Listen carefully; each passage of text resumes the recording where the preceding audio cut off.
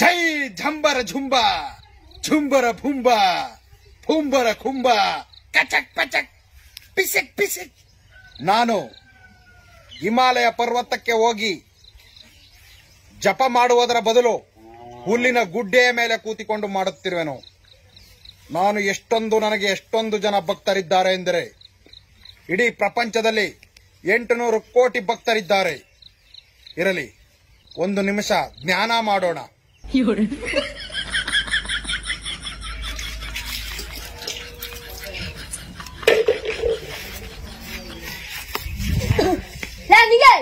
ಬಿರಿಯಾನಿ ಮಾಡಕ್ಕೆ ಮಾಡ್ದೇನ ಚಿಕನ್ ಯಾರು ನಿಮ್ಮ ಅಪ್ಪ ಕೊಡ್ತಾನ.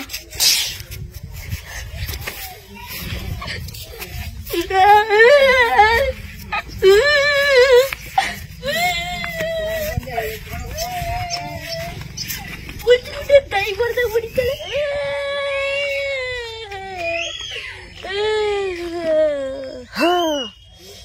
ಇದಕ್ಕೆ ಒಂದೇ ಒಂದು ಉಪಾಯ, ನಮ್ ಗುರುಗಳ ತಕ್ಕ ಹೋಗ್ಬಿಟ್ಟು ಇವ್ರಿಗೊಂದು ತಕ್ಕ ಶಾಸ್ತಿ ಮಾಡಿಸ್ತೀನಿ.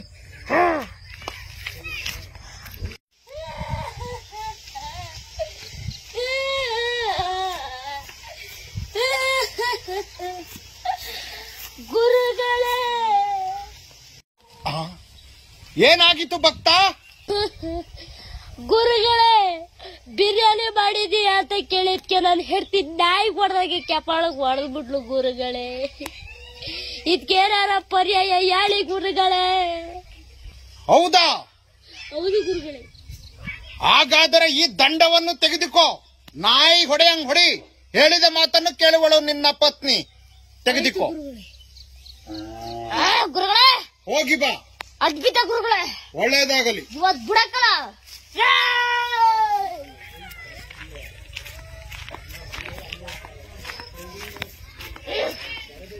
ಇವತ್ತು ಬಿಡಕ್ಕಲ್ಲ ಇವತ್ತು.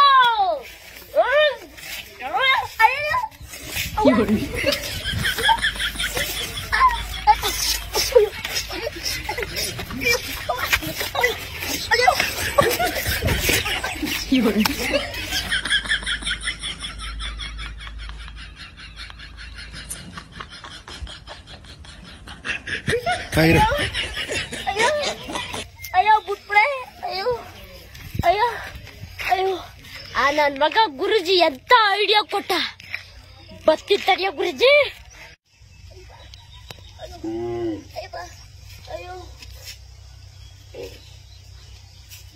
ಗುರುಗಳೇ,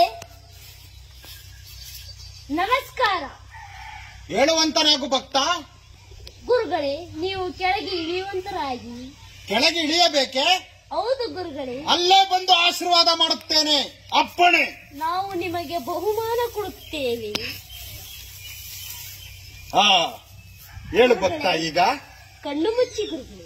ಆಯ್ತು ಭಕ್ತ, ಕಣ್ಣು ಮುಚ್ಚಿದ್ದೇನೆ. ನಮ್ಮ ಶಿಷ್ಯ ನನಗೆ ಏನು ಉಡುಗೊರೆ ತಂದಿರಬಹುದೇ ಏನು?